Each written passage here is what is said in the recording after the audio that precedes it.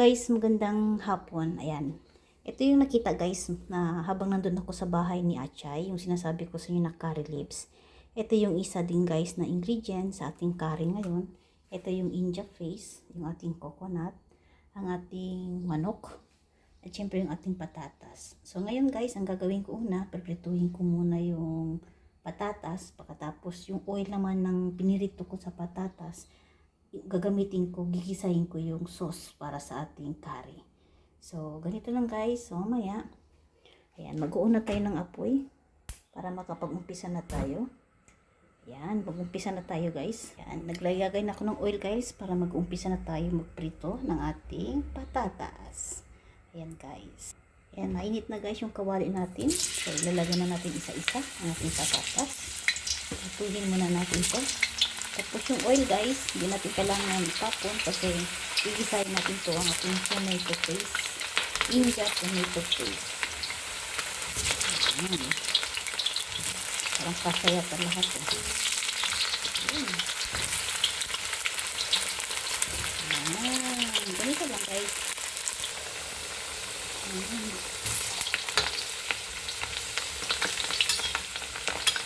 Ayan. Isahan lang ito baliktad guys.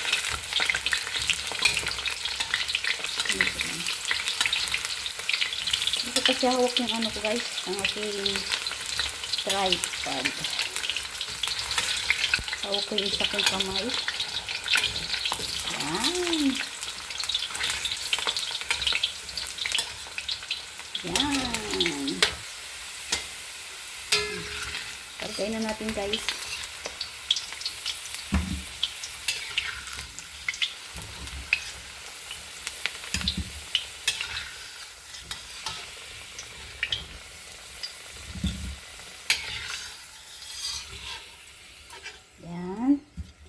Gisahin na natin guys yung ating, ito guys, ito yung ating Indian curry paste.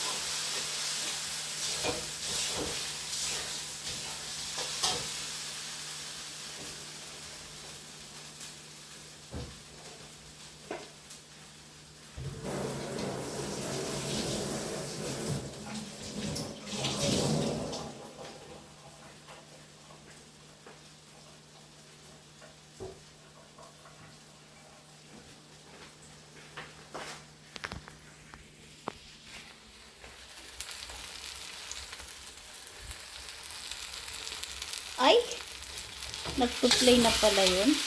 Siya guys, so ilalagay na natin yung ating manok. Ayan. Ihalo lang natin guys yung manok. Ayan. Tapos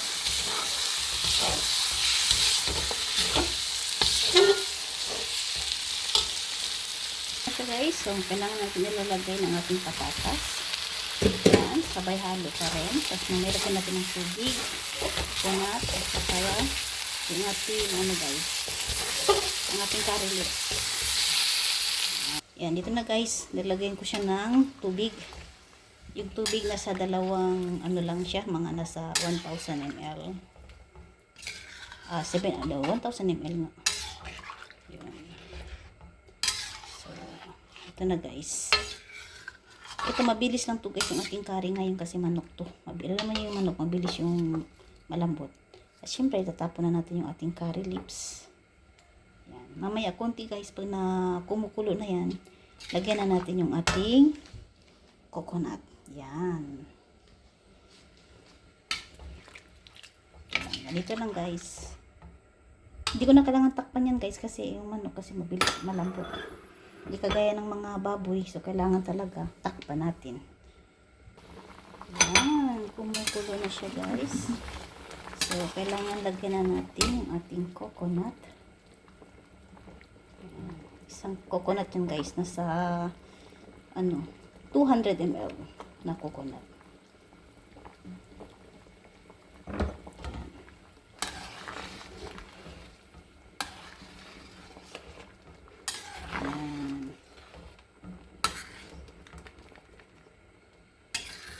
So, ayan na natin guys, pagkuluin ng ano yan guys. So, mamaya konti, makikita natin yung ating resulta hanggang maging malambot yung patatas at yung ating manok. Yan. Yan, kumukulo na guys. Siguro mga after 30 minutes, okay na. Luto na yan. So, maghintay lang ako maging malapot yung sauce. At maging maluto na yung ating manok. Yan. Diba? So, ganito lang guys, ang pagluluto ng curry chicken. Gamit ko lang guys yung India paste. Pwede din yan gamitin nyo guys yung normal na curry paste, curry powder. Pero, kailangan mag-ano kayo ng garlic onion, tsaka yung sili.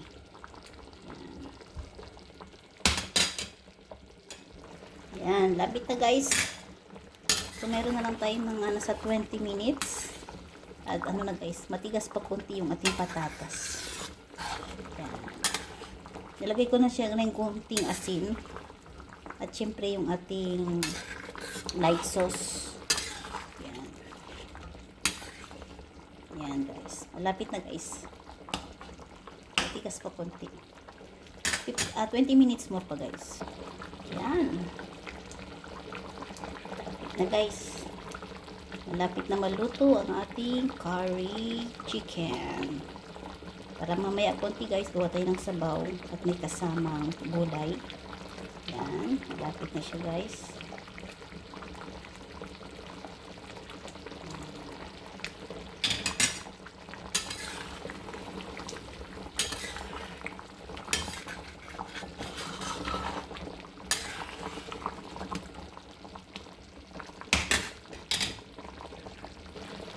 Yan, okay na ito guys.